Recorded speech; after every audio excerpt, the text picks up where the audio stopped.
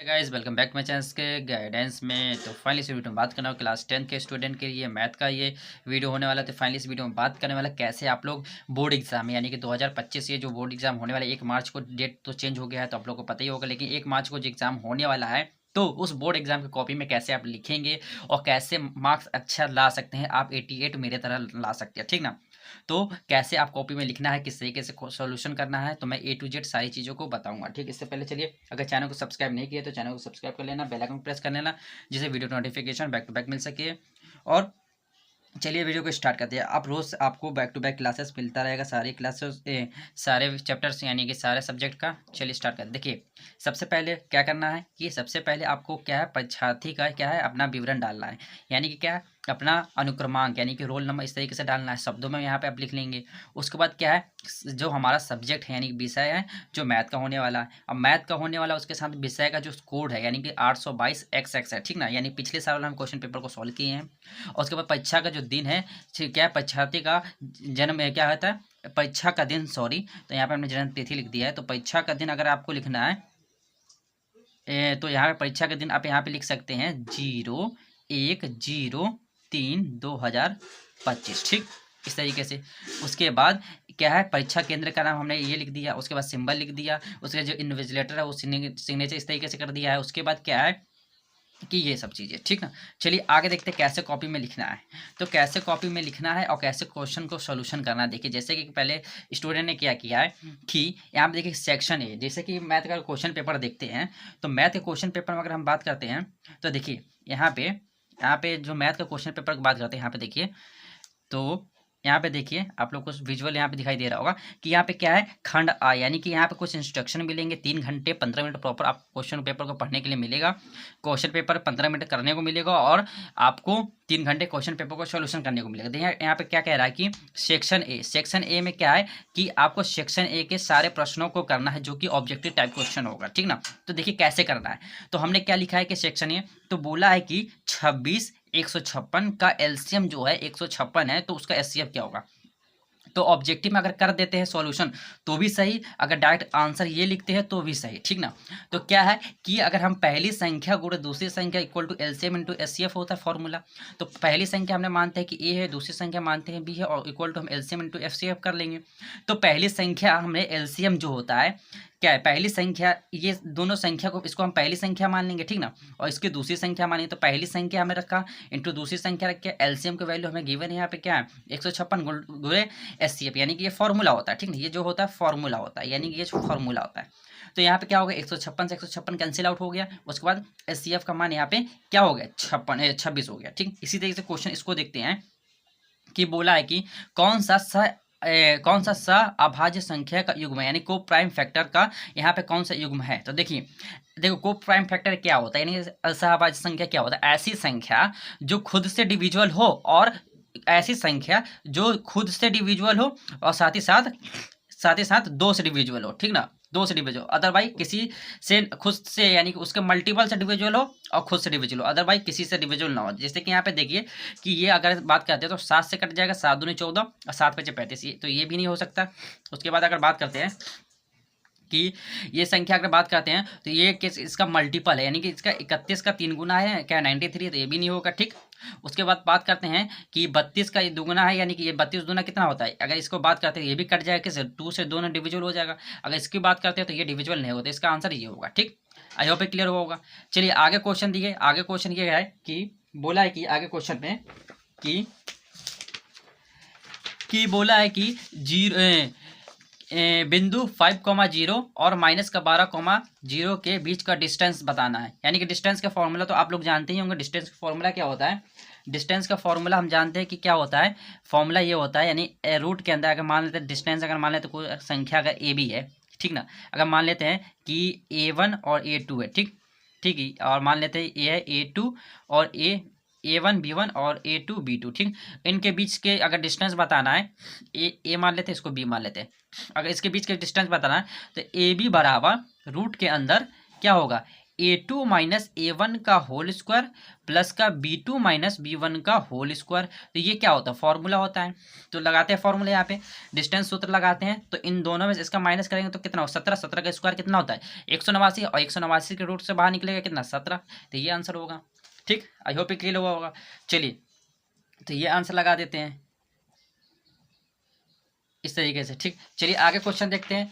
तो आगे क्वेश्चन देखते हैं। आगे क्वेश्चन कह रहा है कि वह छोटी से छोटी संख्या जिसको 35, 56, 91 से विभाजित करने पे प्रत्येक दशा में 7 शेषफल बचता है। तो देखिए ऐसी छोटी से छोटी संख्या हमको बताना है जिसको अगर हम 35, 56, 91 से अगर विभाजित करते हैं तो प्रत्येक दशा में वो कितना शेषफल कितना आता है, 7 आता है। तो देखिए इस क्वेश्चन को करने का बेस्ट तरीका ये है कि आप क्या करना है कि देखिए इस क्वेश्चन का करने का तरीका ये है कि 35, ठीक, 56 और 91 में सब में हम अगर 7 को माइनस करते हैं तो इसको 7 से माइनस करेंगे तो 28 बचेगा।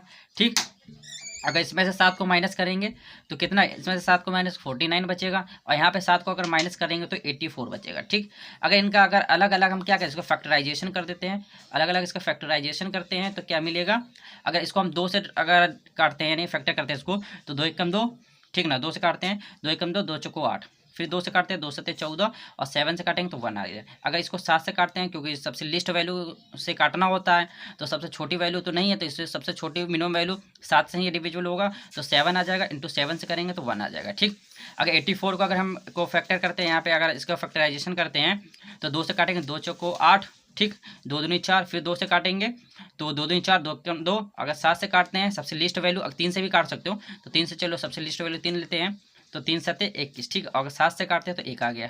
तो देखिए 28 की बात करते हैं तो 28 का यहाँ पे 2 का स्क्वायर इंटू 7 लिख सकते हैं इजीली। अगर 49 की बात करते हैं तो यहाँ पे 7 का स्क्वायर लिख सकते हैं। ठीक, अगर यहाँ पे बात करते हैं 84 की बात करते हैं तो यहाँ पे हम लिख सकते हैं कितना, 2 का स्क्वायर गुणे 3 इंटू 7 लिख सकते हैं। ठीक, तो यहाँ पे क्या है कि बोला है कि वह छोटी से छोटी संख्या, अगर छोटी से छोटी संख्या की बात करेगा तो यहाँ पे क्या एलसीएम ज्ञात करना है, एलसीएम अगर छोटी से छोटी संख्या की बात करेगा तो एलसीएम अगर कहेगा वह बड़ी से बड़ी संख्या जिसको 35, 56, 91 से विभाजित करने में प्रत्येक दशा में अगर 7 बचता है तो इस कंडीशन में आप एचसीएफ ज्ञात करेंगे। अगर छोटी से छोटी संख्या बोला है तो यहाँ पे एलसीएम फाइंड करेंगे। तो यहाँ पे एलसीएम है तो यहाँ पे सबसे छोटी वैल्यू, अगर एलसीएम ज्ञात करने के क्या क्या है तो मैक्सिमम पावर लेते हैं, तो मैक्सिमम पावर लेते हैं, अगर 2 का स्क्वायर यहाँ पे आ जाएगा एलसीएम की बात करें, ठीक ना। तो अगर एलसीएम की बात करते हैं तो एलसीएम बराबर मैक्सिमम पावर यहाँ पे 2 कितना, मैक्सिमम पावर 2 का स्क्वायर है, ठीक, इंटू मैक्सिमम पावर 7 कितना है, मैक्सिमम पावर 7 की क्या है 2 है, यानी कि स्क्वायर है 7 का स्क्वायर है। अगर मैक्सिमम पावर देते हैं 3 का कितना है 1 ही है, यानी कि 3 है, ठीक ना। तो इसको मल्टीप्लाई करेंगे, यानी कि अगर इसको सॉल्यूशन करते हैं तो 2 का स्क्वायर 4, 7 का स्क्वायर 49, और 3 का 3 का नंबर, इसको 3 से करेंगे 3, 4 3 12, ठीक है, 12 इंटू 49, जब इसको सॉल्व करेंगे तो 588 आ जाएगा, यानी 588 आ जाएगा, ठीक ना, जो कि इस क्वेश्चन के ऑप्शन में नहीं है। तो कहेंगे क्वेश्चन गलत है, नहीं, आप कोई भी इसमें टिक लगा के चले आएंगे, कोई भी टिक लगा के चले जाएंगे, एग्जाम्पल आपको नंबर मिल जाएगा, ठीक ना। अब क्वेश्चन नंबर देखिए 5 क्या है कि 8 के प्रथम 15 गुणनफलों का योगफल होगा क्या। तो देखिए 8 के प्रथम 15 गुणनफलों का योगफल पूछा है, तो 8 का मल्टीपल यानी कि 8 का 8, 8 दूनी 16, 8 3 24, ठीक ना, 8 चौको 32 एंड सो एंड कहाँ तक 15 तक, ठीक ना। तो देखिए अगर यहाँ पे बात करते हैं ए की वैल्यू की बात करते हैं तो यहाँ पे 8 आ गया, डी की वैल्यू की बात करते हैं, ठीक ना, तो यहाँ पे कितना आ गया 8 आ गया। अगर एन की वैल्यू की बात करते हैं तो यहाँ पे 15 आ गया, ठीक। अगर यहाँ पे सम ऑफ फॉर्मूला लगाते हैं तो n/2 आ गया, 2a प्लस का n माइनस का 1 इंटू डी, ठीक ना, डी का मान आ गया। यहाँ पे ऐसे करते हैं, चलिए अगर इसको करते हैं SN बराबर यानी कि S15 की वैल्यू बताना है, ठीक ना, S15 का, तो n का मान 15 इंटू 2 इंटू 8 रख देंगे, प्लस का n की वैल्यू 15 में से 1 माइनस कर लेंगे, इंटू डी की वैल्यू 8 आ गया, ठीक। चलिए इसको करते हैं तो S15 का मान बताना है तो 15/2 हो गया, उसके बाद 8 दूनी 16 हो गया, ठीक, प्लस का 14 इंटू 8 आ गया, ठीक। उसको चलिए मल्टीप्लाई पहले करते हैं, तो मल्टीप्लाई करते हैं तो यहाँ पे साइड में कर लेते हैं मल्टीप्लाई, 8 चौको 32 के 2 3 बचा, ठीक, 8 एकम 8 और 3 11 112, ठीक। तो यहाँ पे करते हैं X15 का वैल्यू यानी 15 का मान बताना है, तो 15/2, उसके बाद क्या है कि 16 प्लस का 112, ठीक है। 14 8 112, इनको जोड़ ऐड कर लेंगे तो कितना कितना हो जाएगा। इनको जब ऐड करते हैं तो यहाँ पे हम 15 इंटू 2 इंटू यहाँ पे हम दोनों को ऐड करके लिख देते, ठीक ना। तो 2 और 6 कितना हो गया 8 हो गया। उसके बाद 1 इंटू 2 इंटू 128, इससे मतलब डिवीजन कर देंगे, 2 से डिवीजन भाग कर देंगे तो 2 छंग 12, 2 चौको 8 हो गया 64, यानी 64 का मल्टीप्लाई हम कर लेंगे किसमें 15 में।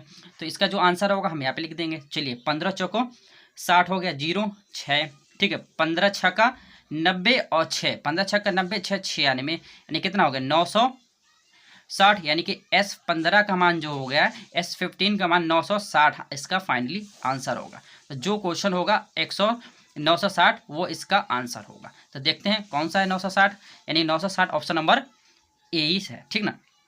चलिए क्या क्वेश्चन कह रहा है कि बोला है कि यदि द्विघात समीकरण x² प्लस 2x माइनस का p इक्वल टू 0 है, तो बोला है कि एक मूल जो है -2 है तो p का मान क्या होगा। देखिए इस टाइप के क्वेश्चन में करने के लिए क्या करना पड़ता है कि बोला है कि कुछ नहीं तो क्या करेंगे, एक मूल जो -2 है इसी की वैल्यू हम यहाँ पर रख देंगे और p की वैल्यू ज्ञात कर लेंगे। तो देखते हैं, तो -2 यहाँ पर रखते हैं, क्योंकि देखिए कोई भी फैक्टर का अगर एक मूल दिया इसका मतलब ये हुआ कि ये मूल जो होगा इस गुणनखंड को सेटिस्फाई करेगा। जब इस गुणनखंड को सेटिस्फाई करेगा इसका मतलब कि ये मूल जो होगा इसी से निकल के आया एक मूल, और दूसरा मूल हमको ज्ञात करना है जो कि पी के टर्म में दिया है। तो इसको हम यहाँ पर रखकर सॉल्व कर लेंगे जो कि पी का मान निकल आएगा। तो यहाँ पर डालते हैं तो -2 का स्क्वायर 4 हो गया, ठीक है। प्लस का माइनस का यहाँ पे डालेंगे तो माइनस का 4 आ गया, माइनस का p इक्वल टू 0, माइनस का 4 प्लस का 4 0 हो गया, उस तरफ चला जाएगा p का मान 0 हो गया, ठीक ना। यानी ऑप्शन नंबर क्या होगा इस क्वेश्चन के लिए, ऑप्शन नंबर ए होगा, ठीक। चलिए आगे क्वेश्चन कह रहा है कि यदि दो त्रिभुज एक दूसरे के समरूप है तो क्या कंडीशन होगा। अगर कोई भी दो त्रिभुज है, जैसे मानते हैं कि हम यहाँ पे सॉल्यूशन भी करा रहे हैं, साथ ही साथ आपको हम मेथड भी बता रहे हैं, ठीक ना। जैसे मानते ए बी सी ई मान लेते हैं डी ई एफ, ठीक। जैसे मान लेते कोई भी त्रिभुज अगर समरूप है, इसका मतलब कहने का मतलब ये हुआ कि यदि उनके संगत कोण बराबर हो, यदि उनकी संगत भुजाएं समानुपाती हो और ए बी दोनों, यानी कि इसका ऑप्शन जो होगा ऑप्शन नंबर सी होगा, दोनों यहाँ पे फॉलो करेगा। चलिए ये क्वेश्चन करते हैं। तो बोला है कि sine theta equal to cos theta है और थीटा का वैल्यू जो बोला है कि greater than equal to 0 degree से 90 डिग्री के बीच है, तो थीटा का मान क्या होगा। चलिए इस क्वेश्चन को करना है। अगर हम sine theta equal to cos theta है तो यहाँ पे इंटू 1 लिखेंगे, ठीक। और इसके नीचे लिखेंगे तो टेन थीटा का मान यहाँ पे कितना आ जाएगा, टेन थीटा का मान यहाँ पे आ जाएगा 45 डिग्री, यानी कि थीटा का इक्वल टू कितना होगा, अगर करेंगे तो यहाँ पे 45 डिग्री आंसर आ जाएगा, ठीक। चलिए आगे क्वेश्चन देखते हैं। साइन थीटा बट्टे साइन 15 बट्टे कॉस 75, तो इसको 90 माइनस थीटा करेंगे तो सेम टर्म में कन्वर्ट हो जाएगा। जब कैंसिल आउट करेंगे इसका आंसर कितना हो जाएगा 1 आ जाएगा। चलिए आगे क्वेश्चन आगे करते हैं। अगर sine theta minus cos theta बराबर 0 हो तो साइन थीटा को उस तरफ भेज देंगे तो कितना हो जाएगा, sine theta equal to cos theta हो जाएगा। जब sine theta equal to cos theta हो जाएगा, अगर हम यहाँ पे इस तरीके से बोला है कि sine theta equal to cos theta हो जाएगा, एक काम कर लेते हैं कि साइन थीटा अपॉन में कॉस थीटा इक्वल टू यहाँ पे कुछ नहीं बचा, इसका मतलब क्या होगा 1 बचेगा, 1 बचेगा। ये कितना होगा टेन थीटा, और थीटा का मान यहाँ पे कितना होगा 45 डिग्री, 45 डिग्री निकल जाएगा। अब जब 45 डिग्री की वैल्यू पुट करेंगे तो साइन 45 का मान 1/√2, उसका स्क्वायर करेंगे तो 1/2 बचेगा, और उसका फिर स्क्वायर करेंगे तो 1/4 बचेगा, ठीक ना। जैसे कि अगर हम 1/√2 को अगर स्क्वायर करेंगे प्लस का 1/√2 का स्क्वायर करेंगे तो इसका करेंगे 1/2 हो गया, प्लस का इसका 1/2 हो गया, इसका अगेन हम स्क्वायर कर लेंगे तो 1/4 प्लस का 1/4 हो गया। आधार सेम है, ऊपर क्या हो गया जुड़ जाएगा, यानी कि 2/4 1/2, आंसर कितना है 1/2 आ जाएगा। यानी ऑप्शन नंबर यहाँ पे सेकेंड होगा। चलिए आगे क्वेश्चन देखते हैं। तो बोला है कि सेक ए प्लस 10a इंटू 1 माइनस का साइन ए का मान क्या होगा। तो ये क्वेश्चन आपके लिए है, ठीक ना, आप लोग करके जरूर बताना कमेंट में।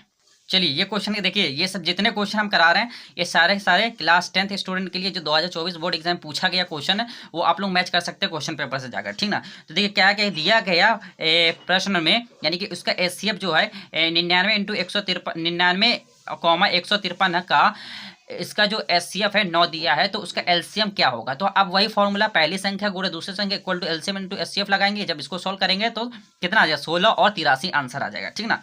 चलिए आगे क्वेश्चन देखते हैं। क्वेश्चन नंबर ये बोला है कि यदि 2 cos square 45 degree -1 equal to cos theta है तो थीटा का मान क्या होगा। तो इस तरीके जब सॉल्व करेंगे तो आंसर आ जाएगा, ठीक ना।